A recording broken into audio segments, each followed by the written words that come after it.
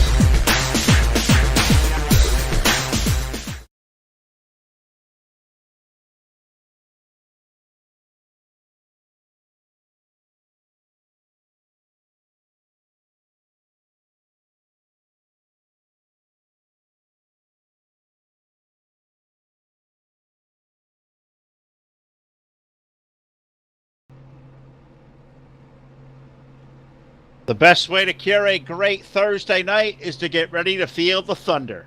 The cyber thunder, that is. Good evening, everybody. Welcome to Full Velocity TV here live tonight at the Daytona International Speedway. That's right, we're here in Daytona. It's not dirt, it's not a rally, it's the actual 2.5 mile big speedway that we all kind of know and love out here in Full Velocity TV. Guys, yes, it's right, we are doing pavement tonight, which is something we don't do a whole lot of here, but great to have you aboard here this evening. The guys over at Cyber Thunder Racing League, bringing back the new league after our years away back in NR 2003. This is their debut voyage, and you guys are locked and loaded right here to see them come to a rebirth this evening. Good evening, everybody. Welcome to the show here live on Full Velocity TV. Phil LaCasse here. Alongside, we got Raging Ron Piles here this evening. Mr. Too Tall Todd Stanton, as always, on the control booth for us, and he'll also be on the call. But first, I go to you, Ron. The very first time we get to do a three-man booth together, and first time we get to come over here to Cyber Thunder Racing League and get to come to Daytona. These are three things that are definitely completely different to us. How you doing, buddy? Ready for a good show? Yeah, I'm doing pretty great. Thanks for asking there. Looking for a really great show here tonight. Just when you thought it couldn't get any better, the shootout series that happened here Sunday night. 22 cars showing, but we have topped that tonight to bring you some great draft pack racing action in here. 27 cars checked into the field tonight, taking time for qualifying. We'll be getting ready here shortly to go to the starting grid here soon. Absolutely right. And I bring my buddy, our commander in charge there at the controls, Mr. Too Tall Todd Stanton. And we've done Daytona earlier this week, Todd. We were over at NR 2003. But this is the first time we have come to Daytona as Full Velocity TV and iRacing. And God, it seems like a long time. Yeah, it's been almost a year, Phil. I mean, it's been, I think it's been almost a little over a year since we've been at Daytona iRacing. I know we haven't, I've been in the Xfinity cars. I know you haven't been in the Xfinity cars, but it's been fantastic here to show these guys and be able to showcase them tonight. Get to use a lot of different widgets, get to spend a little bit of time down here in the control booth to make sure that everything is going to go off as planned here tonight for these guys. Well, we're ready to lock and load for 150 miles of great racing action here at Daytona.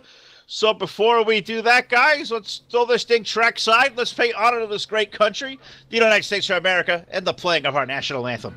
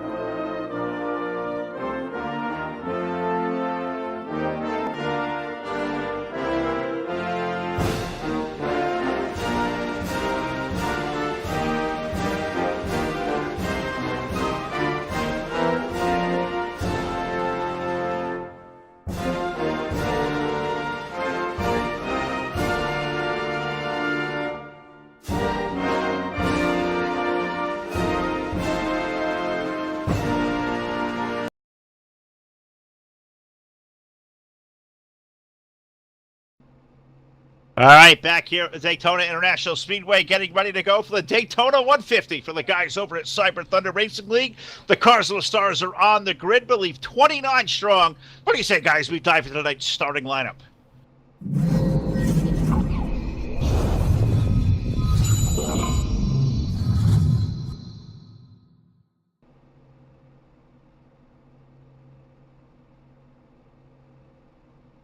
On the pole tonight, driving car number 38 with an impressive lap, 46.459 in open group qualifying. That's a 38 of David Patton, and alongside of him in the very fast number 4, is Gary Peterson.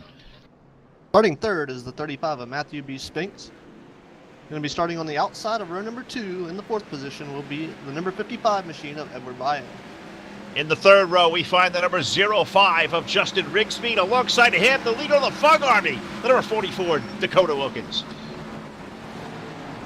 Starting in the 7th position will be Michael Berg in the number 1 machine. Starting 8th will be Jeremy Hebel in the number 99. Next row back in Lord car number 51, that is Dylan Blankenship, and alongside of him in the 72, that's Ryan Niffenegger. Starting 11th will be James Morris in the number 27 machine. Starting 12th will be Del Lee in the 45. The number 24 will roll off from position 13. That's Vic Katrakis in the 40 alongside. 40 being driven by Alan Bowman. Starting in the number 15th position will be the number 75 of Jack Kelly. Starting 16th will be the 65 of Jeffrey Ordon. Next row back, we find the 19 car. That is Andrew Marsh, and alongside in the number 20, Ricky Howell Jr. Starting in the 19th position will be Kyle Sintowski. Starting outside of him will be Jim Ott in the number 3. Next row back in the number 11 car, Roy Grand Jr., and alongside of him in the 81, that is Philip Rogers. Starting in the 23rd position will be Roy Chase Berry in the number 7 machine, and starting alongside of him will be the 14 of Shane Y. Miller. Tom Richter, the head of Cyber Thunder Racing League, rolls off next aboard car number 34, and alongside the 5 is Corey Danielson. We'll get through the field here shortly, but we're already here, Ron. We're Green Flag Racing here in Daytona. Xfinity cars, you're going to think these things probably going to take about a lap, maybe 2 laps to get restricted up there and up to full speed? Yeah, it's going to be interesting to see how many people break off from the draft packs, see how many people are willing to actually work together in this and try to get to the front. And a lot of these fast guys that were here for the shootout got some extra practice, but I've noticed some of those guys that are starting towards the back of the pack after that open qualifying session. Absolutely. These guys, as we said, they had 10 minutes to go out for open qualifying, not your solo qualifying you'd accustomed to. They get out there drafting all together. They had 6 or 7 car packs out there putting these laps down, and it was the Patton machine, number 38, up there in the lead. That awesome-looking K&N Filter Chevrolet down on the low side. Up high on the outside, you find the 4-car Gary Peterson, just like the pace lap. They're high speed. They're 2 by 2 by 2 from first all the way back through 25th. They exit turn 4. Yeah, definitely got at least a 10-car field there. They're all drafting together. They're side by side. It falls back into single file for about 3 or 4 cars there, and then behind them, it's just like watching NASCAR on a regular Daytona track. I mean, they're all right there together. They're pack racing. You got front and back pack starting to form here as they're getting into this racing transition. Yeah, they are. And Todd, let me bring you into the conversation here as well as they come off the back, off turn 2 down the back chute. Normally here and forever, every time we come at Daytona, a lot of it been in NR, of course, but we always talk about track usually seems a little high side dominant when we get to pack racing. First time I've been out here in an Xfinity car at Daytona, you see the pack as they are 2 by 2. Is that same in the iRacing simulation? Do we expect the top lane of the racetrack to be dominant over the course of the night? It's going to be definitely different as things are going to change. Things are going to rubber up, and you're going to watch the track unfold there. It's going to be a little bit more difficult, though. It's not like you can play with the lanes as much as you can in NASCAR, their old simulation that we used to running, NASCAR 2003. You cannot play with the lanes and that stuff to get things going. All right, we're watching the field heading through turns number 1 and 2. The low side, the number 38 car, David Patton, pulling him out to the lead. He's bringing us at the 35 car of Matthew Spinks on the inside, that nice-looking RC Cola machine. Second car down low, Justin Rigby in the 05. He's the 3rd car in line. They're trying to break free of Gary Peterson up high in the 4. The 55 of Byam there. Those guys can't break away. They're still locked 2 by 2 by 2. What do you think these guys are thinking right now in this draft, especially up front? If you're up there right now, say you're David Patton with 38, Ron, you got that fast lap out there. Just lead that pack down low and kind of keep it glued down there where you actually where you started to be? Yeah, I would. If I was David Patton, I'd definitely hold on to where he's at right now. Coming into this race after the shootout, he started 7th and moved up 2 spots to 5th in that shootout race. So he's got an idea what he's got to do tonight. It's only been a couple of days since then. He's just got to hang on to it, stay strong, and see what he can do with it. Well, so far so good down the back chute, but only working lap number 4. 150 miles to go by here in a blink. It's only 60 laps of distance, and the way these guys are coming out of the gate. 2 wide racing around this place. Looks really, really awesome. And so far, David Patton's 38 car holding on up front. The 4 car of Gary Peterson doing all he can up high to keep toe there. That awesome looking Budweiser Chevrolet Camaro. 55 car. Edward Byan on the outside as well. The 44 car, 3rd car up high. That is O'Day Dakota Wilkins. That's a cool looking piece there. Energizer all over the side of that car. That Chevy Camaro. The 99 car. Fug Army teammate Jeremy Hebel, that Menard Chevrolet up there as well. So that's a really good group of guys tandem drafting. But the 4 car, Gary Peterson, he makes that move. He dives down to the low side. Yeah, Gary Peterson coming on the bottom there. Definitely, he had a bad run at the shootout. He started 2nd, lost 6 spots, ended up finishing 8th in that run. However, I'm kind of interested to see these guys out here in this clean air is, looks like maybe the 38 blink. Looks like the 55 is on the outside now with the 4 and the 38 fell in behind the 4. So interesting swat there going on. I imagine that's probably has something to do with the temperature of these cars heating up from the draft pack that we're running in. You can certainly affect that there, but there's also things these guys can build in, Ron. It's open setup racing, mind you, so maybe if these guys got a little bit too much tape or whatever, they'll have the ability to come in and make those adjustments, but there's certain things here with open setups they're certainly not going to be able to do. I mean, of course, engine goes away, transition, whatever, but besides the tape, what other kind of things do you think these guys can do to the race car if temp does become an issue? If temp becomes an issue, I'd say if they put in enough practice in the practice session we had here, our practice before we got to come on air here, they could go in there, adjust some of the gear settings, and change out what gear they're able to run, change the actual transmission gears, the gearing and that in general, not just the final drive ratio, but a couple gears in between, try to get their cars to settle in at different speeds. Just trying to keep up with everybody. So it's gonna be interesting to see maybe some of the guys in the back hanging out, waiting until later to make their move. Or maybe I don't know if I want to be in the back at Daytona. We all know Daytona and Talladega have reputations for certain things, and I certainly hope we don't see it tonight. But we're gonna see how respectful these guys are. 27 cars took the green flag here now, working lap number 7, and it's a high-speed chess match. It is a high-speed pace lap down the back chute. It looks like the 55 car. Edward Byan, he was the fastest car through the opening round of practice, and it looks like he takes the outside lane up to the lead. Now he pulls down low. It must be in the Pied Piper trying to keep that low side pin down there. Also sweeping back up high, and now looks like he made shoes ultimately to low lane as the top shelf getting a good run. Here comes Dakota Wilkins of the 44 with help of Jeremy Hebel. Put the Fug Army 44 up to the race lead at turn 1. Yeah, the 51 on the top side falling back, going through 1 and 2 here. Going to be interesting to see if they can pull back alongside here. I know the top line really gets a fast run coming off of 2 down the back. It'll be interesting if they can come up against them in that Jegs machine. See if he can put that thing in the lead coming off of turn number 4 to the line this time. Maybe he'll get to lead another lap. Yeah, looks like he may. These guys really going after it up front. I was really kind of, confused and a little bit puzzled. Everybody you see got the run. The 4 car made that run off the outside, the 55, and now the 44 and the 99, respectively, a pair of teammates there. They pulled out front with the outside lane. They come right back to the bottom. You would think homework would say, looking at the way the outside lane is running, that 51 car of Rigby up there running in the 51, or still in Blankenship with the 51, that Jegs machine up to that first car in the top lane. If he makes a run for the lead, you got to think these guys run on the low side. They got to be doing a little bit of homework for later on in the race, knowing the outside lane with help may be there. That could be the lane you need to be in to make a run for the win here later on in the show.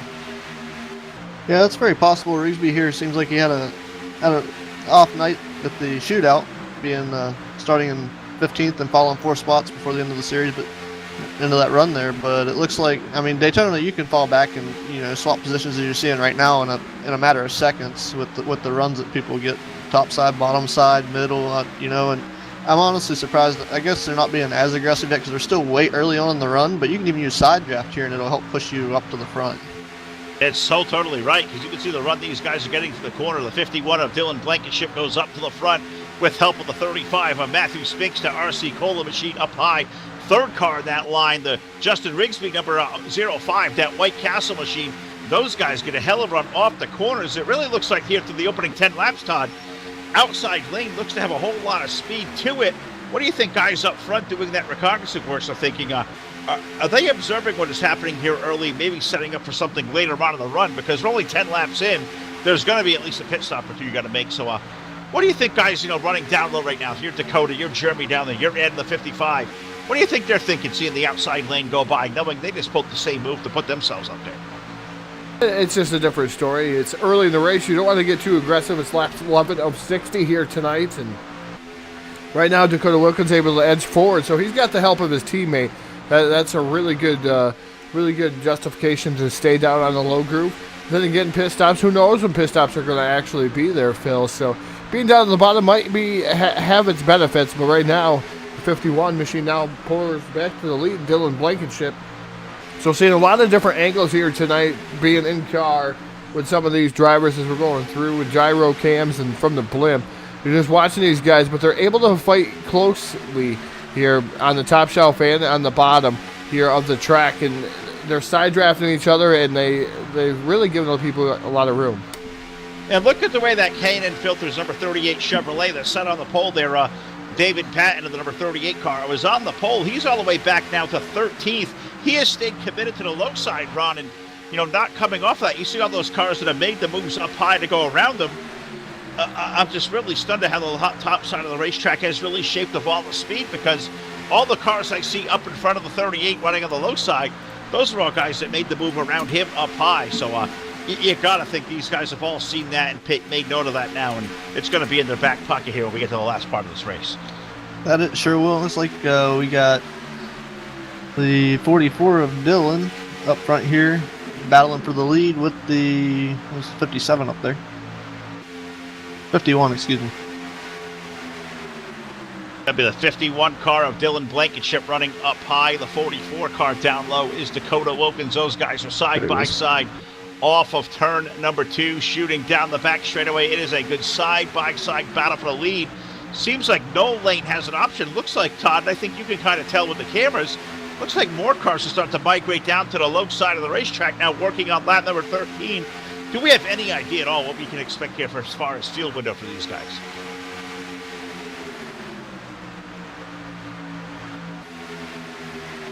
I'd say looking here,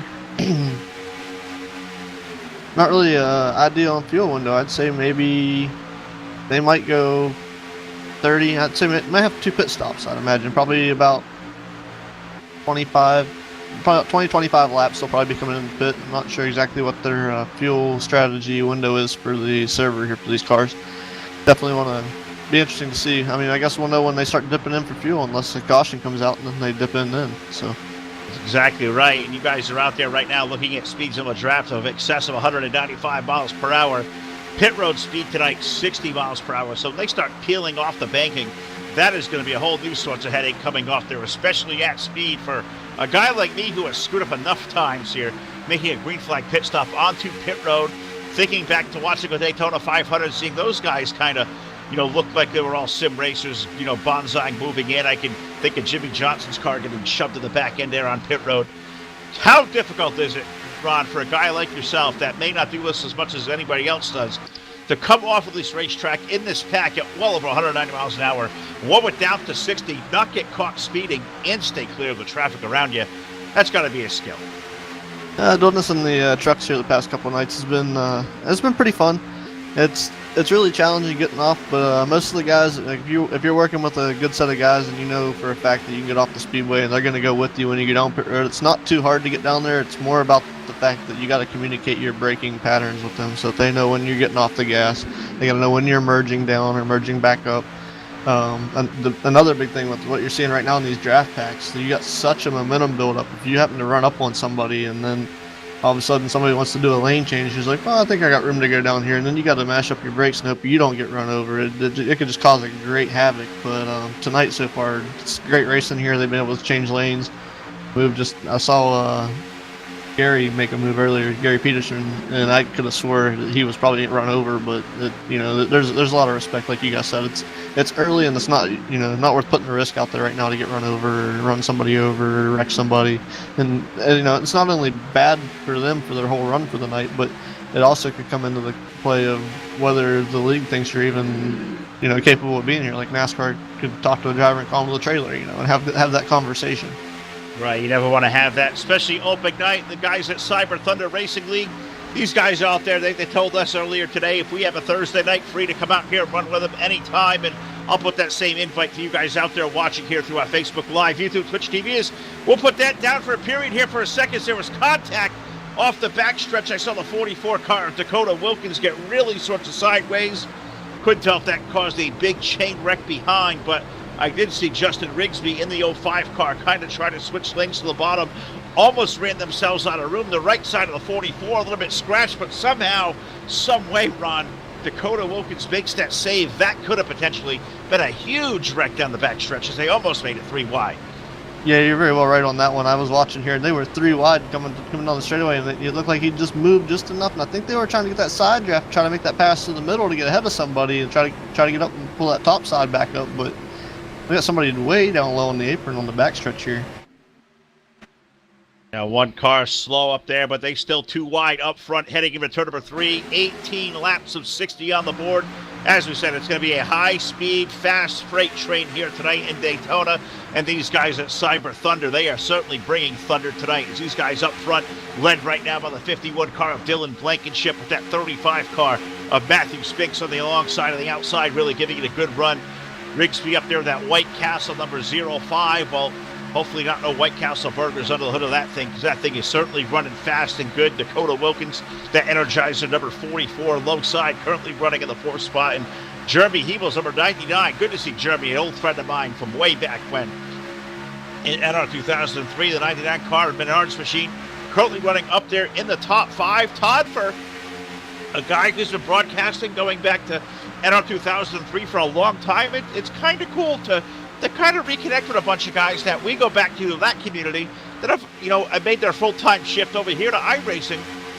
Guys like Dakota and Hebel and Michael Berg and Corey Danielson. These are guys we go back years and years with in NR.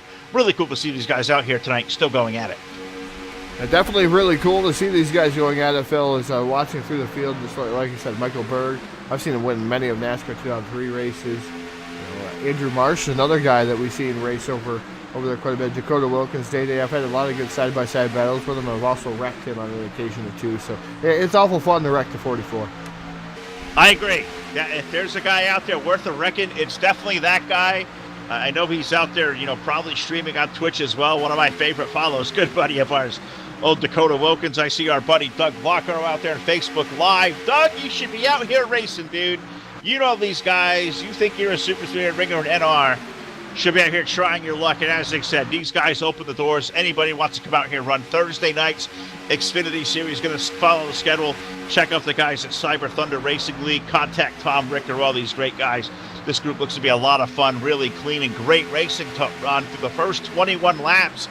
It's been really competitive. It has been really, really clean. The respect these guys are giving each other. It's really largely unforeseen a lot when it comes to restrictor plate racing nowadays. Yeah, it sure is. I've been watching back here now. We got the 45 machine of Dell Lee back here with the 5 machine and the 11 machine back here, and it seems like we got our first group of guys that aren't really trying, not really trying to work together. I don't think that's going to work for them, to be honest with you, because they're falling back now, almost half a straightaway away from the lead pack. Well, and maybe it's thinking maybe not as much working together. They got to think they probably are starting to think about making that first run on a green flag pit stop. I got to think it's got to be somewhere about lap 24 to 26. You can even make it to 30 to get through halfway. Obviously, you do so, but you got to think maybe those guys pulling off that lead pack, like I think it was Keith Haney back there with Tom Richter and Shane Weinmeier or Wayne Miller trying to get themselves off that lead group.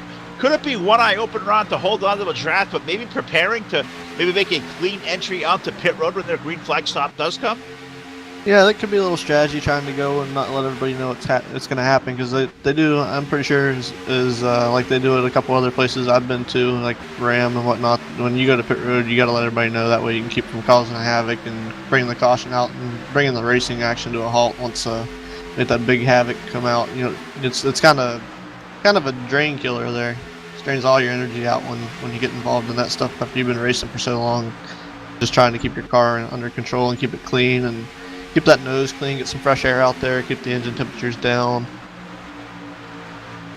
And just thinking back, thinking of these guys, first night out for the Cyber Thunder Racing League, these guys had the shootout, as you said last week, Ron, but some of these guys, maybe as far as maybe not more than one night, may have not raced together before, so that brings a whole other element to the equation coming on up pit road. You say communication is so key, but to not knowing the tendency of the guy around you, that also may put you on a little bit of high alert, wouldn't you think? Yeah, it will. That's definitely a thing. I mean, we've had guys that we get together and we let them know, hey, we're going to do this, we're going to do that, but they've never seen us go and transition between, on or off the racetrack to pit road, from pit road. And in that transition, it can cause, like I said, it causes a wreck and causes a mess and stuff you don't want to happen. I mean, you may bump somebody and you may get away with it, and it may not hurt them. It may just put a little dent back there, and you can shove them around the track, treat them good, let them know, hey, you didn't mean to do it, and get after it and keep going. I mean, at the end of the day, finish the race, hopefully, and, apologize to them and move on. Exactly right there. Well, the observation I made right now, watching this pack, down low kind of prevail, Dylan Blankenship 51 leading the field in that Jegs machine, but the first of the guys that I saw make the move from the pass up high down to the bottom and now switch back up top, the number 55 car, Edward Byen, third car in line of the top lane, that yellow number 55. I'm thinking that watching him, Ron, he's the first of those guys that were passing up high that ran to the low side to come back up high, now running in third. Great strategy there for his Toyota, going up there back to the top lane and try to make that run around these guys. I'm curious to see how he approaches this, knowing he's the first guy that's made that move off of the bottom line back to the top lane. Yeah, you just got to kind of buy his time back there, make sure he gives plenty of room there, make sure that nothing happens between the 35 machine there and the 05 and those drivers, making sure that they don't run over each other or something, bump each other, get a little loose. Running behind two cars that are tandem drafting in a pack like this, you've got to have such a great control of your throttle pedal to make sure you don't run these guys over, because you can pick up so much speed behind them, and because they're pushing each other, and as you can see here, they're bobbing and weaving a little bit in and out, left and right. That's when you're bump drafting, like you see the guys on the bottom of the 51 machine, they're in the 44. And they get the, when they bump like that, it may turn the rear end of the car left or right. You got to give them space to be able to correct their machines without getting run over. You got to hope the guys behind you are watching through your windshield, so you're driving through cars in front of you, multiple rows up. Just making sure nothing happens. The 35 car looks like he's going to take to the top side now. Yeah, he sure is, and he may throw that block down to the low side. Put the 35 car, Matthew Spinks, now up to the race lead there. He'll dive to the low side for the first time. So we have a new race leader through now lap number 27, now off of turn number 4. So give the new leader there, number 35, Matthew Spinks, now going to lead the 05 of Jeremy Rigby up high. He's going to make the move up high with a great push from Byen's number 55. We have another battle going on for the race lead. We're talking about our new leader there with the 35. It may be Jeremy Rigby in the number 05. Ron, by the time they exit turn 4, it's a drag race off to the trioval. Yeah, coming off into the try over here, it looks like the 35 machine. Spinks is going to be your leader still, with the 05 still up top, the Rigsby. Definitely something to watch here as we come around here, especially with pit stops coming up. Looks like we're past our 26 lap window, maybe going that 30 for this one. Yeah, and if you can make it past halfway, Todd, if you can make that fuel window open, do you come in when the window opens at halfway, or do you come in, do you let that thing run empty? What do you think you would do if you were out there mid-pack right now?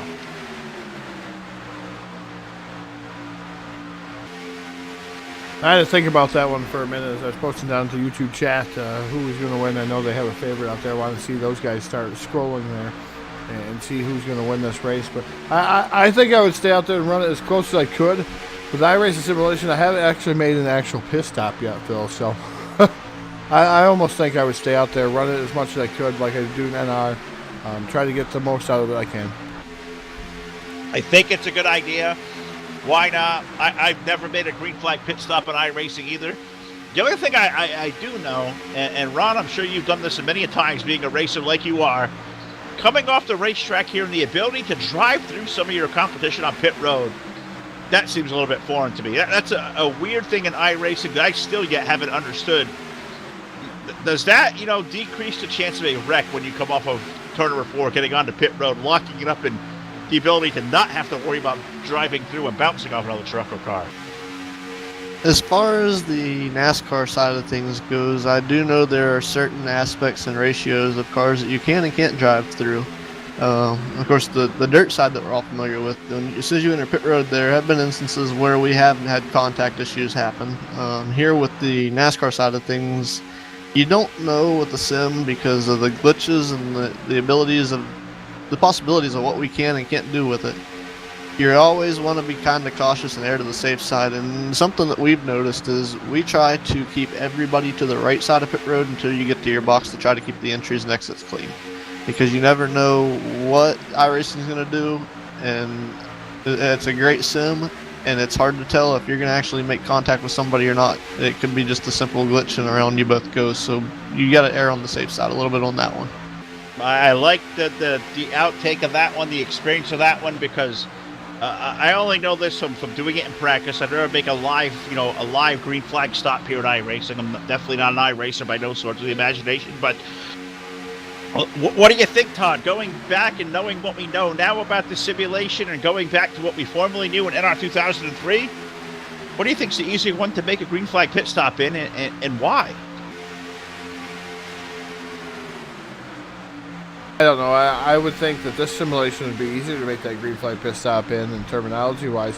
Although you might be guessing. But I'm also used to the different aspects of NASCAR 2003, so it's not fair to compare either simulation because they're relatively close. They really are relatively close. And I would have to say that it'd be easier for me probably to go with this one because I'm more apt to hot pit or get a black flag in NR. Yeah, we're definitely both good at that. And the best part of it, don't wreck your teammate getting on pit road. We've done that a billion times too. So have to pick your dance partner, have to choose where you're going to go. We have clipped halfway. We're 32 laps of 60 on the board.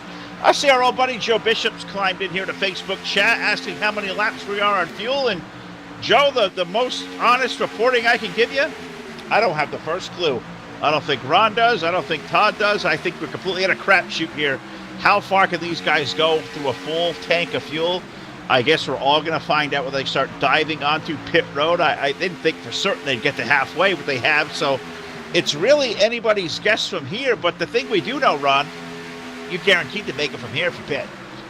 Yeah, you definitely are, especially, I mean, you've made it over halfway. If you've made it this far and you have not made a fuel stop yet, you definitely will probably make it on one stop at least, if the fuel hasn't been audited to be any different from what the cars themselves are set for.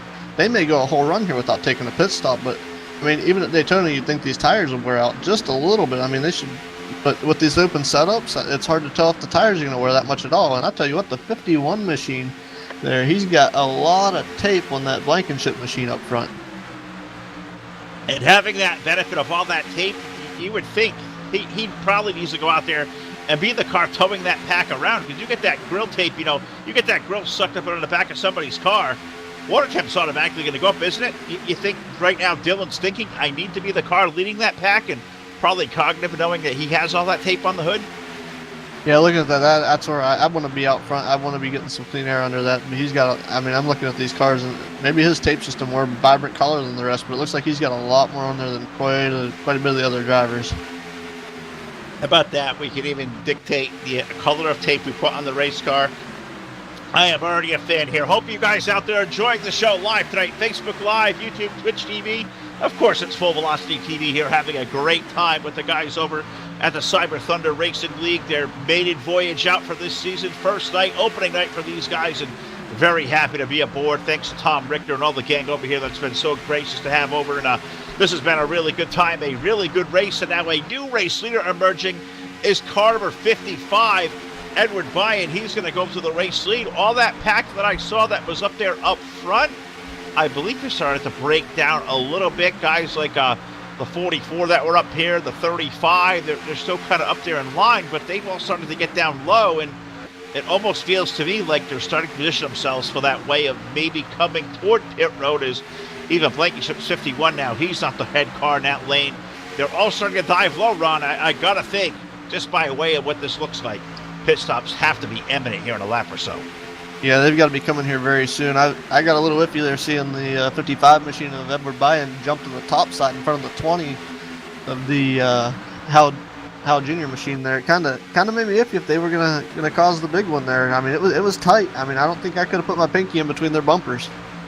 No, and I don't think I'd really want to try, because that couldn't end well. The luck I'm having this week, I'm going to stay about as safe as I could. But new leader at the line, number 20 car of Ricky Howell Jr. going to get himself scored a bonus point for the lead. Edward Bryan running second.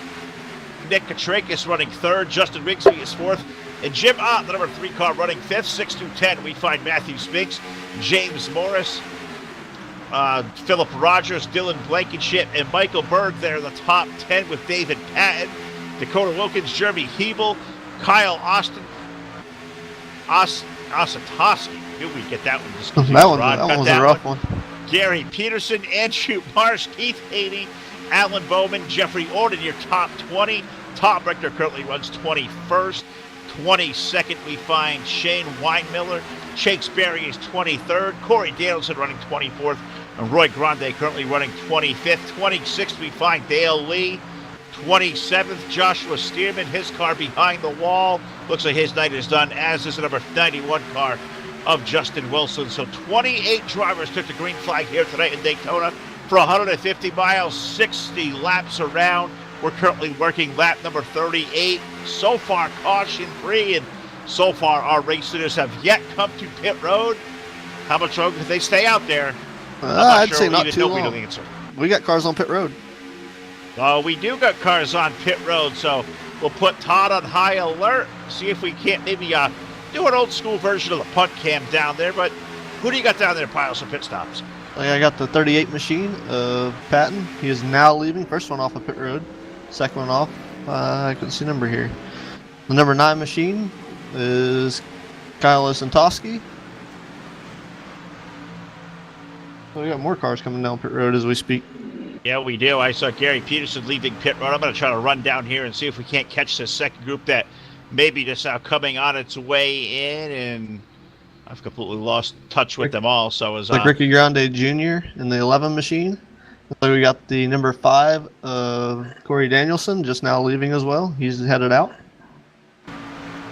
Like those two right now.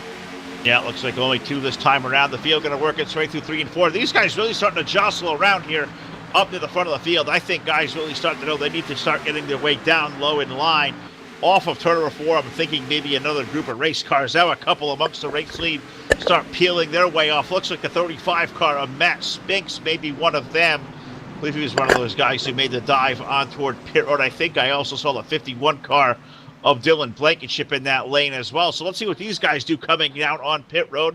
Let's look at the number 51 car, Jegs Ford, Dylan Blankenship, who led a lot of that race. He's going to hit his pit sign here, and let's see if there's going to be any tires or just gas and go. Looks like right side tires going to go in the air on his Ford Mustang GT. Right side's on the 51 car. Right side work complete. Looks like only going to be 2 right side tires. A little bit slow there. 2 right side tires and fuel. He is gone. It looks like it's going to be 2 tires all the way up and down pit road for these guys. Yeah, that's what I saw there. Then I also saw Spinks. He took right sides only, and fuel load, and off he went as well. So looking like up front right now, the 27 car of James Morris. He was scored our leader last time around. I think James has surrendered his way toward pit road. He is down there now. We'll see what the Home Depot number 27 Chevy can do here on pit road. James Morris coming to his sign. See if they 2 tires or gas only there. His car appears to be only gas only. 2 right side tires up ahead for Ryan Effinger machine number 72, and up in front of him I did see Michael Berg, number 1. It was 2 right side tires. So Michael, also Jim Ott's number 3 car took 2 right side tires. So we've seen our first gas to go in this group. Yes, we have. It looks like we might have a little shake up there. Your leader, the 24, Nick Katrick, is still out there in the lead.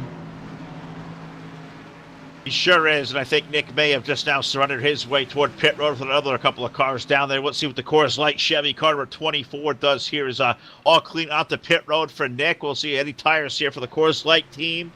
He's onto the sign, and looks like it'll be 2 right side tires there for him. So definitely 2 tires for Dick Katrakis. Jeremy Hebel on pit road. Looks like it's a Gassigo for 99. The same for 44 car of Dakota Wilkins. 2 right side tires for the 55 car, Edward Byen. Byen pitting all the way down here at the end of the pit stretch down here where there's a pole qualifying run here tonight. The 55 down and away.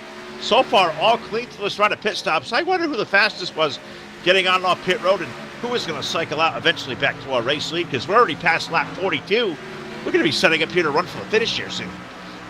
Yes, we are. And I was going to say here, the change for the lead. Now you got Jeffrey Ordon out to the lead here, but he is not alone. So we're going to see how long he can hang on to that and see if maybe, I mean, if it's going to go green the whole way, he might be set right now because it looks like there's a 7.9 second gap. Todd, you got a nugget for us on pit road. What do you got? Yeah, definitely fastest guy down on pit road. It was Dakota Wilkins, and it does time you, Phil. It does time you for what you have entered and exited. 27.7. His pit stop may have not been the fastest at 7.7, but he was able to enter and exit pit road the fastest of anybody out there. The next closest to him was his teammate, Andrew Marsh with a 28.5, and then his teammate with a 29.8. So rather close there, but not close enough. Dakota Wilkins has got a 2-second advantage coming off pit road. Yeah, he does. That fast pit stop's going to put him out front with Jeremy Hebel. Looks like Andrew Marsh unofficially will be third with this thing cycles on back through. Jim Ott fourth, and Chase Berry, the number 7. Chase having a good run. Looks like when this thing cycles back around through all our guys coming on and off pit road, I think unofficially we can call that the top 5. Keith Haney having a good run aboard the 87 car. He's up in the top 10 as well. Michael Berg. Did see Edward Byen just come on and off pit road.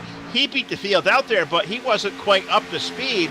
I thought he was going to have a chance at catching up to Dakota and Jeremy in the draft, but Ed's number 55 now, Ron, all the way back there in the 10th position, and maybe clinging onto the back of this pack, and maybe not. Looks like him and Chase Berry, those guys may be leading a second pack back there, so we may have a 6-7 car breakaway up front. There's a lot of fast guys out there right now, and I was just observing things here down pit lane, and the 65 machine surrendered the lead and came into pit, but he's actually still leading. The interesting part about this is when he came to pit road, he slid past the sign a little bit. He had to back up to get his pit crew out there to work on his car. Yeah, he sure did, and that's going to cost him a little bit because those guys that were running up front, they have all made the way around, so you got to think Jeffrey going to be losing some precious spots here with that mistake on pit road. The leader is now going to be the 44 of Dakota Wilkins. Jim Ott in the 3. He's second. Jeremy Hebel is third. Michael Berg is fourth. And Andrew Marsh currently running fifth. Keith Henny's running sixth. It is indeed a 6-car breakaway at the front. You would think these guys would maybe get in line and draft together and pull away from this group behind them, but they're still going at their side-by-side racing up there. Yes, they are, but another important key factor that's this Daytona racing, especially even like any kind of car here, whether it's the Cup car, the Xfinity car, whether it be the trucks. I mean, anything you get in here, like I see like the number 3 machine up there right now with Ott, and then you got the 1 car behind him pushing Berg. When they're going down the straightaway, you think they got that 4-car pack below them, but they're all separated 2 by 2 right now. But the biggest thing I was going to hit on was the side draft, but they're not even making that usage of that physics of the game to try and run away from everybody.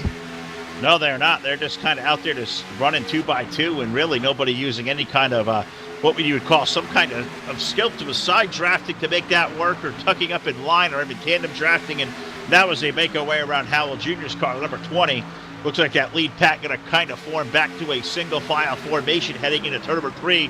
So it is Dakota Wilkins up front leading in the 44. But as you said, those guys running 2 by 2. Now they put this thing back in a single file line, and as they do, it's Jim Ott and Michael Berg. They use that move off the outside. They're going to run 1-2, and here at the line, we're going to put 46 laps on the board, complete working that lap 47. We're starting to run out of laps. Yes, sir, we are. And I was flipping through here to see, I think there might be a lap car in that mix somewhere, and I think that might have been what they were trying to funnel out, but they weren't able to get rid of him. No, that lap car is the number 20 car of Ricky Howell Jr. Ricky currently 1 lap down, running all the way back in, I believe, 23rd position. First car 1 lap down there is you can see those guys who came in early like Corey Danielson, Roy Grande, Dale Lee. Those guys all stuck 1 lap down with some issues on pit road. Got the 6-car breakaway up front. Ricky Howell making that a 7-car breakaway. And then they have a even 5 seconds back to guys like Nick Katrakis with 24 pulling a second pack with Edward Byen. Kyle Ostenkowski is back there with the number 9 car. David Patton, the Polson, number 38 back there running in the 9th spot. Those are really good fast race cars. You can see the interval there, Ron, on the screen as those guys all locked up single file. What was 4.8 last time around was an even 4 seconds. That second pack with about 7 or 8 cars in it formed single file. Could they possibly run these guys down over the course of 12 or 13 laps? If the front pack doesn't get their stuff together there and figure out what they're going to do and work together and draft, it's starting, seeing how they're going about this makes you wonder if any of them are teammates or if any of them are working together, if they plan to help each other out just to try to be in potential standings to take this win at the end of the race. I mean, it's very possible. They could run them down. It doesn't take much. It just takes a couple cars to get hooked up and to work really, really well together, and it doesn't take much to run anybody down at Daytona. It really doesn't. Wow. Look at that interval shrink there from 4 seconds to 3.2. So, Todd, that second pack is definitely coming. What do you think the defense has to be if your guys up front like Jim Ott or Michael Berg up front? Because that second pack, if they get there, when they get there at this rate, is going to have a tremendous rate of steam. How can you keep that pack behind you? Just pretty much stay nose to tail and hope for the best. So they're coming with a whole head of steam. They're quite a ways back. They're almost crawling into the picture there, Phil. We're on TV too, and you can see them crawling in right now up on the blimp and just watching to see if we can actually see that second pack coming into the screen as they come down through the travel. Not quite yet, but they're almost there. Oh, and the interval this time stays kind of consistent. It was a 3.24. It's down to 3.22, so only chopped off about 200s there, but they stay in line. That front pack run looks like they've kind of got their crap together up there. They're all kind of stayed up single file. You got to think by now, those guys are all on alert that, hey, this second pack is starting to come down. If we want to settle this amongst ourselves, we need to ride single file these next 6 or 7 laps and maybe try to even out this gap before we start racing each other again and sort it out amongst ourselves who's going to win this race in 10 laps. Yeah, they're going to have to really stick together and hold their ground right now. Like you said, they're coming as we go across the line. This time, it's going to be 10 to go. We have hit that point of the race already, so I imagine our pit stop strategy was kind of out the window now. I mean, a lot of these guys, like we said, we saw them go almost 3/4 of the race without a pit stop. And finally, when they started ducking in right now, it actually shows that the pit strategy, when you had the pit, is going to play into this. And it looks like we're going to have the 44 machine on the bottom there of Wilkins as the 20 machine, and looks like the 17 machine there. I don't see a 17 here. What I can tell you, Michael Berg in the number 1 car with help of Keith Haney's 87. Those guys jumped up high with help of Ricky Howell, the number 20 car. Those guys may make a run all the way up to the lead. Now Michael Berg going to assert himself back to the front of the field, and just like that, he jumps right back down low. It's just a guy who got him there. He had a grid push there up high, from the 87 of Keith Haney, who now is stuck up there all by his lonesome. Now Ricky Howell Jr.'s 20 car going to roll back up high, but for that NOS Energy 4 number 87 car of Keith Haney, he pushed the 1 car to the lead. Then his help was kind of ditched him right back to the bottom. Sure he did. That's kind of not cool, is it?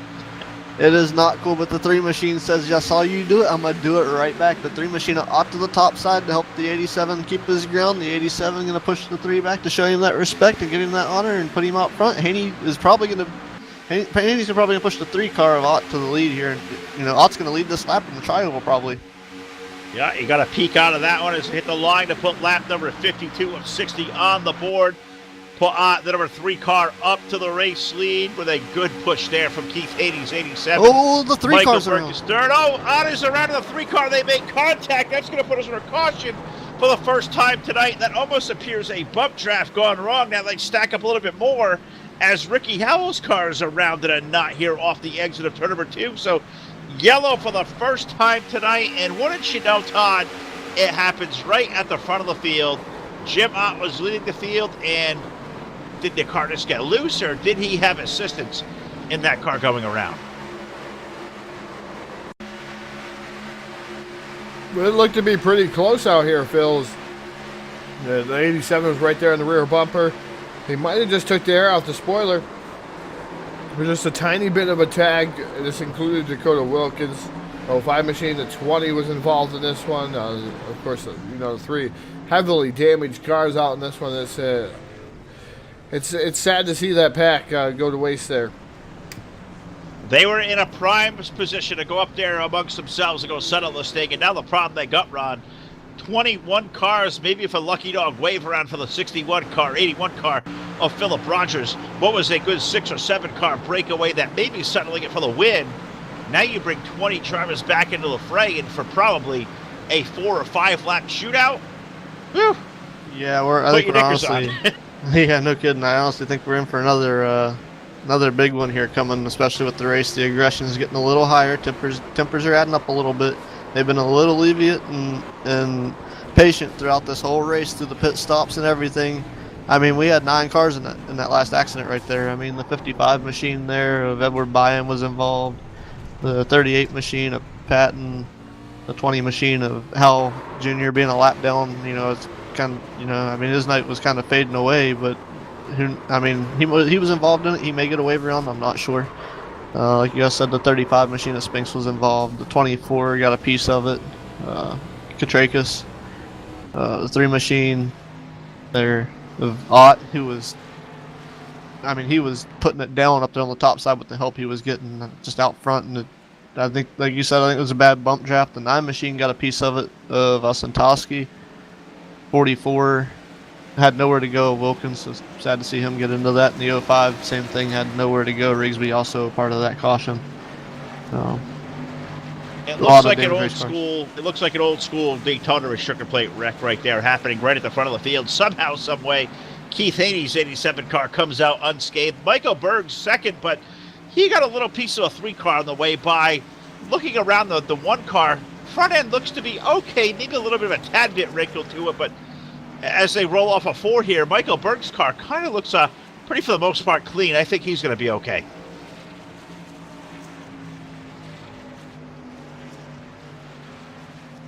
Yeah, looking at the front of his car, I think he's going to be all right as well. I didn't see too much damage there. I noticed also the 51 car of Dylan Blankenship.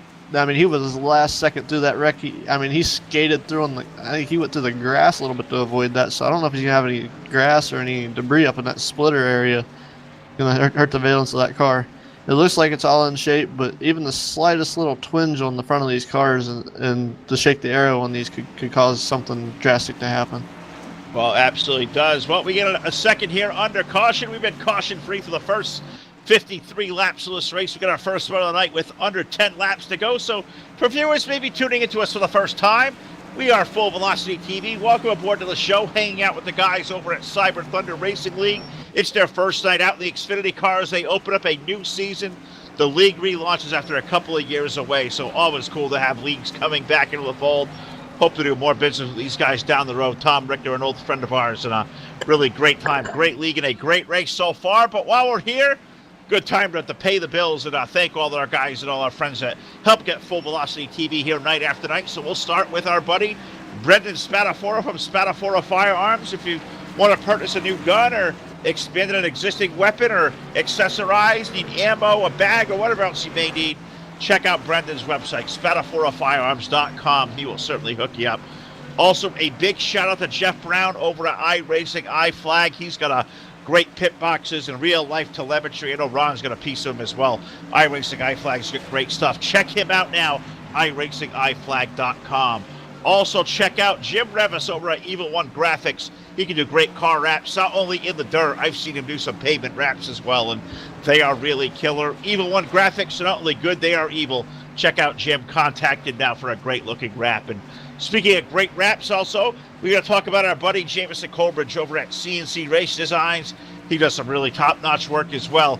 Look the best in show while winning all the dough. Be a part of Team CCRD. Contact them now, CNC Race Designs. Also, a big shout-out to the guys over at DirtSeries.com as well.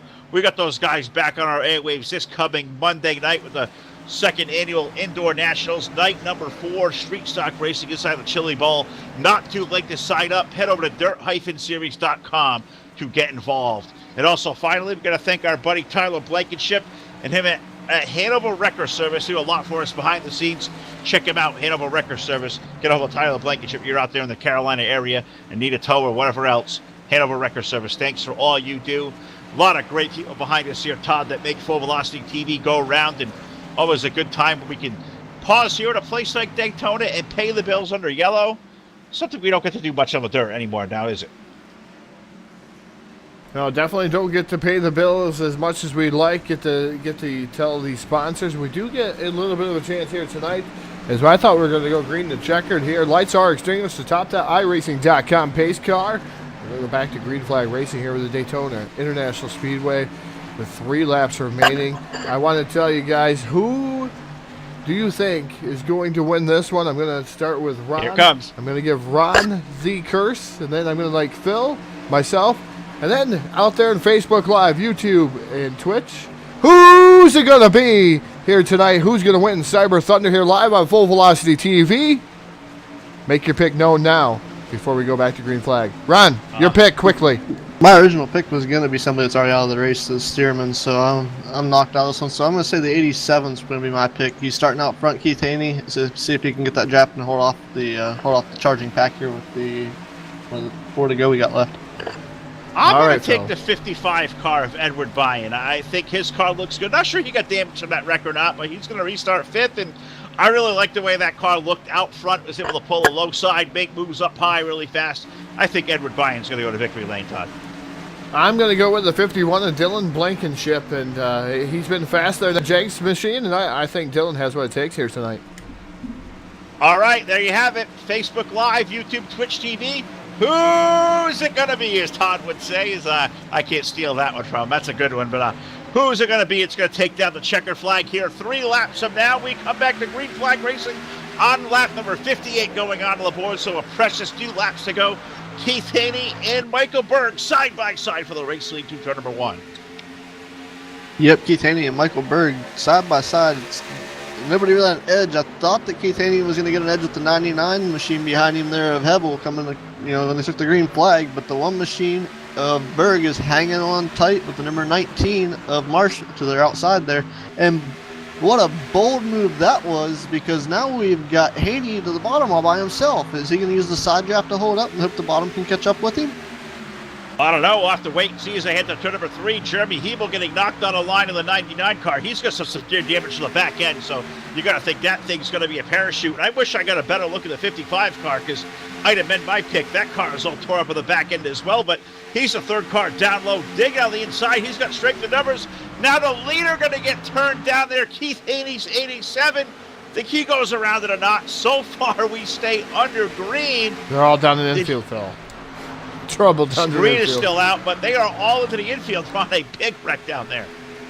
Yeah, up there is the caution. The caution is out. This race is probably going to end right here with 2 to go. It looks like the 05 machine of Justin Rigsby may be the one that's going to come away with this. We're going to have to see how iRacing scores this and see who they put back in the lead at the scoring loop.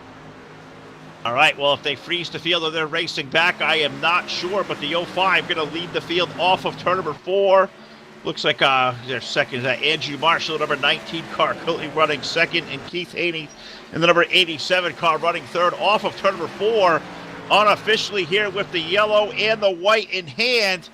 I think we may have just crowned the winner in Justin Rigsby in the 05. Andrew Marsh, Keith Haney, Dylan Blankenship, and Edward Byan unofficially going to be scored our top 5. All I know, Todd, a big wreck to end it here.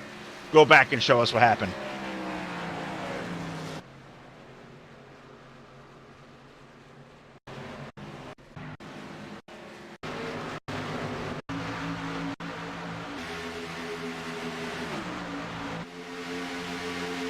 We're going to ride with Michael Berg, and that's where it all begun, off the bumper of the number 87 machine. And Michael Berg had it saved. He was mowing the yard down there, comes back up into the 35, the 99, and these guys go straight down in. And oh man, what heavy contact by Michael Berg in the number 1 machine. That's something you don't want to see. Lots of smoke coming out of that car.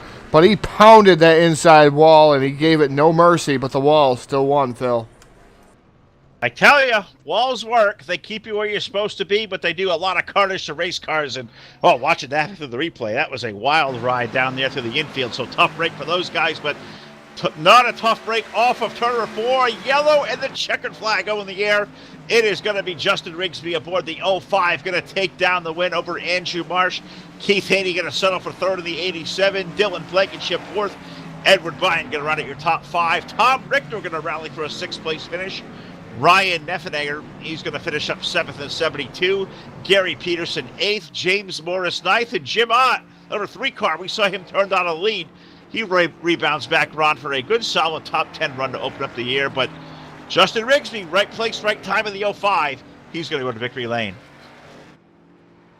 Yes, sir. Definitely. I'd call this a barn burner for 3/4 of the race. And I tell you what, coming to the end like that, not knowing when that big caution is going to happen, and knowing, I mean, I didn't expect. They were racing really close, and the aggression got really heavy there with the 4 to go, and it definitely. I mean, it played off to be in the, like you said, right place, right time. And it's just coming to the trioval and having that bump draft, it seemed like he wasn't quite ready for it. But the 87 said, come on, we got time, we got to go. Time's running out. Keith Haney makes that bump, and around goes the 1 and opened up a big gap for everybody to run through. All right, so we're going to set up here on the post-race show. We'll talk to all 3 of our top 3 finishers. And with a 3-man booth here tonight, we're going to indoctrinate Ron out in a big way. I'm going to send Ron down there to talk to our 3rd place finisher. Hold on, Keith Haney. I'll run down here to talk to our 2nd place finisher, Andrew Marsh. And we'll send Todd out to victory lane to talk to Justin Rigsby aboard car number 05. A great debut night for these guys at Cyber Thunder Racing League. Come out and find them, guys, in the iRacing simulation. They're going to race here every Thursday night in these Xfinity cars. Check these guys out. Look them up on Facebook. And I even think, Ron, they may even have a website out there for us. Yes, sir, they do. All right, well, let's move to the post-race show. We'll get all the peripherals out there early, but I will throw this thing over to our buddy Raging Ron, who has caught up our 3rd place finisher, Carter 87 of Keith Haney. They're down on pit road. Keith Haney, heck of a run tonight, brother, coming from 29th to 3rd. I mean, Daytona is very fast, and you get in draft packs and be able to get, run. I mean, you can change positions left and right, and you can be in the top 5 1 second, and then fall back to like 15th or 20th the next. But heck of a run for you tonight, especially coming to the try over there. Didn't know if you give us a rundown of how your race went, and definitely talk about that finish. Overall, I was pretty happy with it until I believe lap 58 coming to 59 there. I believe I might have got into the 1 while he was leading the race and kind of spun him down in the try over there. I definitely apologize about that. I wasn't trying to do that intentionally whatsoever. I was just trying to keep us up there with the closing laps. I hope he ain't upset with me. But man, I had a lot of fun tonight other than that little incident there. Yeah, definitely. You get close to somebody like this, and I was explaining to the guys here tonight because I run. I'm a pretty formative driver myself as far as I jump anything, get off, and go. But these things, the way that these physics are, and the way the body's bend and mold, that you barely touch somebody, and you can bend them in the back of one of these machines very easily, and throws your arrow off. But definitely getting into somebody like that, it's not something that you intend to do. And I mean, I feel that you didn't anticipate the bump draft coming there. I felt you had a little more space there than what you did. Yeah, 10-4. I definitely wasn't trying to ever make contact. I was more or less just trying to create that air there that kind of pushes him away. And it was just the wrong place to try to get that close to him, and definitely the wrong time with 2 laps to go. I felt like it was the right time, but he came out on the short end, so I apologize to the 1 car. Yeah, it definitely happens in racing there quite a bit. But let's sit here and pass this microphone back to you, give you a chance to thank your sponsors, and anybody you'd like to thank here is we've become accustomed to on Full Velocity TV to allow our drivers to do so. Hey, I'd like to thank Cyber Thunder Racing League for allowing me to come on board and had a great time tonight. Full Velocity TV, love watching you guys broadcast. All the viewers out there that happen to stick it out and watch this thing, I hope you guys enjoyed it. I had a lot of fun. This is a heck of a league, heck of a broadcast show. Hope everyone enjoyed it, and see you guys next week at Rockingham.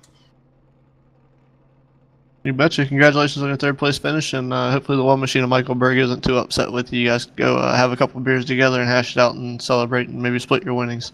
Thank you, sir. I like that. That's a diplomatic way. Let's go out here and have a beer and split the winnings down here. You know who has to have to do that? Our second place finishers. I completely move him into the wrong room. Move him into the right room. There we go. Get the mouse extra click there. But we get to the number 19 car. Old friend Andrew Marsh. I haven't seen this guy in a long time. I haven't raced with him. It's a guy I raced with for a long time, for years and years. Andrew Marsh up there finishing second tonight here for the debut voyage at Cyber Thunder Racing League. Congratulations, brother. Tell us about that great finish.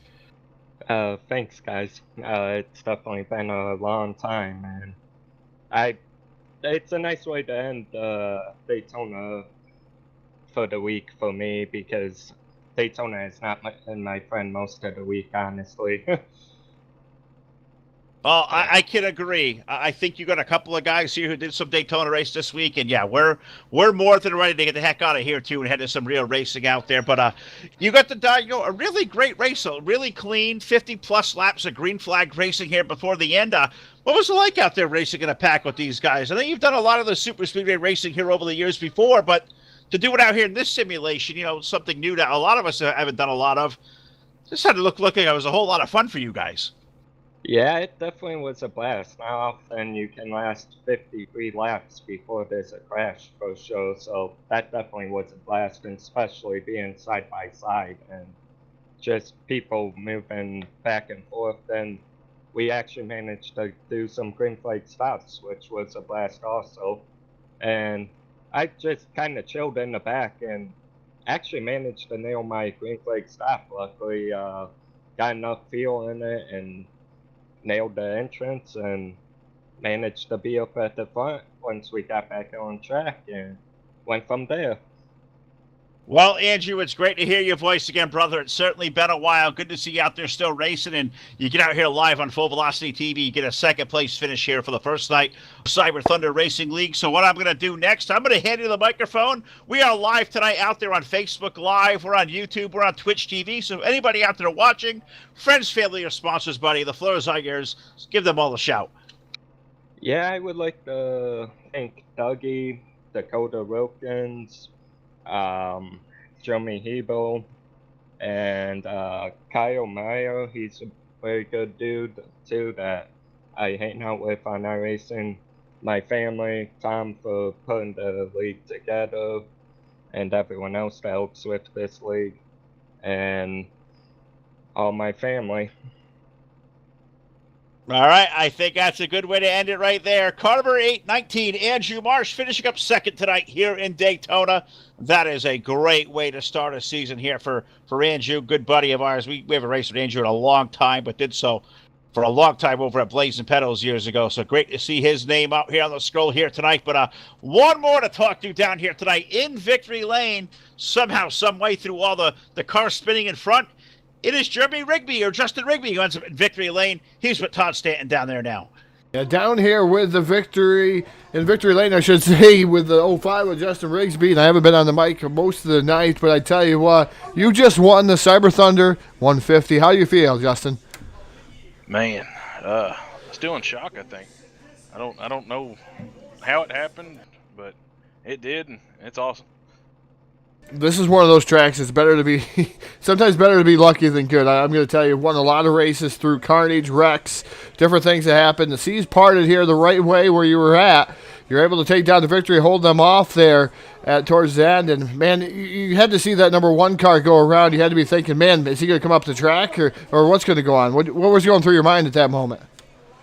Well, I think I just closed my eyes and smashed the gas and hoped for the best. I didn't think I really had a car to make a run there at the end, because I got a little damage in that first caution there, and Dylan just stuck with me, and I think he's the only reason I was able to get where I was. Able to pick up the victory here tonight in great fashion here on Full Velocity TV. But as we're accustomed to here on Full Velocity TV, we do a lot of dirt shows. We've done a few asphalt shows as of late. But we're going to give you the microphone. The floor is all yours. Thank you. We'd like to thank. We had a lot of people out there watching tonight on Facebook Live. Yeah, I got to thank White Castle for on board. Dude Wipes, Attitude Graphics for designing the car and getting the sponsors on here. The car looked great, ran great. Dylan, consider him a teammate. He stuck with me there at the end and made it possible for us to get up there and take the lead. And Matt Spinks for putting it all together with Attitude Graphics and the sponsors and so forth. Man, it's awesome. Great way to kick off a season.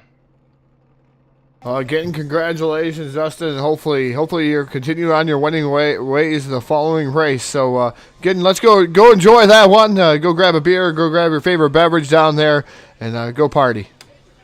Time to get some White Castles and some Big Red. Hell yeah. I love that. That's a guy right there, Todd, ready to throw it down. Is there anything better to go down in Victory Lane than suck down a couple of White Castles? They got a vendor down there? Because if they do, I'm on my way. You know, it's kind of funny to hear that come from the dirt side of things. When I hear White Castle, I think somebody's throwing a slider. I love it. That is a way to go. That's a great way to go out on a note here tonight. Great crowd of watching here tonight live. Full Velocity TV here, Facebook Live, YouTube, Twitch TV. Gotta thank our buddy, Mr. Piles, for tuning in alongside here tonight, making this a three-man booth run. This was a lot of fun. What do you say we do this again a little bit more sometime? It was great to have another partner up here to bounce some stuff off.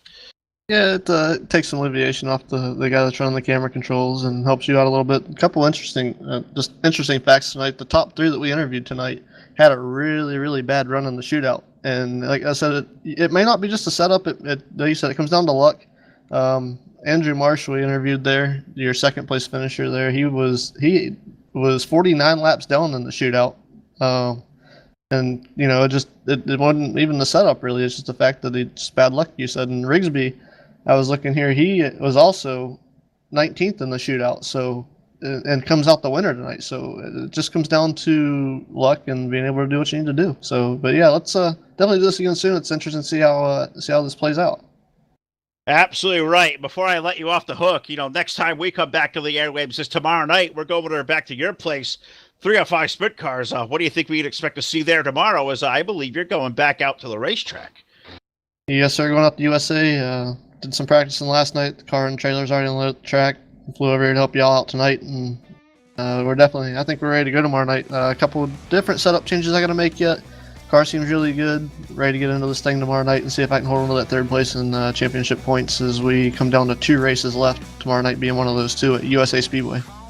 Well, it's going to be a lot of fun. We're on the air tomorrow night, 7:30 p.m. Eastern Time. So, got to thank Rod for being aboard here tonight. Great to have him member of the team, and his buddy Ronnie Wainscott, who was on the crew for us the other night, did a great job as well. Hope to have both these guys out there doing a lot of shows with us. So, it's great that they've all come aboard. Got to thank our graphics guy, Martin Karch. Got to thank Jack Truin for all his work he's done behind the scenes. Josh Smith for all the great help on the cameras, especially on the dirt end of things. And my brother Todd.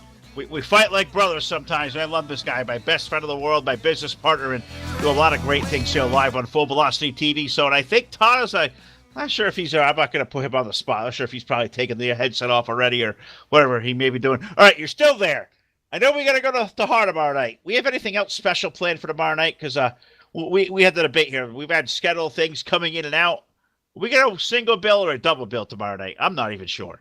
Definitely got a double bill tomorrow. Right after Har, we go to the Sim Addicts there for their racing session. So I can't remember. I tell you what, I believe it's going to be the sprint cars on Friday night. I'm just trying to look down through the list. So I believe it's the sprint cars. So yeah, double bill tomorrow night. Can't wait to be a part of it on the dirt side of things. So fantastic job here tonight, guys.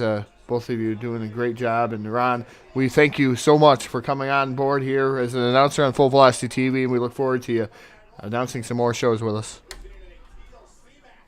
Definitely a fun time, and I wouldn't think of anywhere else I'd rather be. I actually put down the wheel tonight from the non-wings 360s at Ram to come do this. So I was like, you know, Phil and Todd want me to come hang out.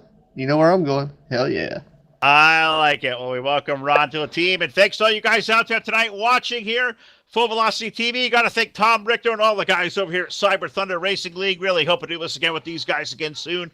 A lot of old friends over here. Great times to catch up with. So for Todd, for Ron, I'm Phil. We'll see you back here live tomorrow night. A big sprint car twin bill of Full Velocity TV. We'll see you then. Good night.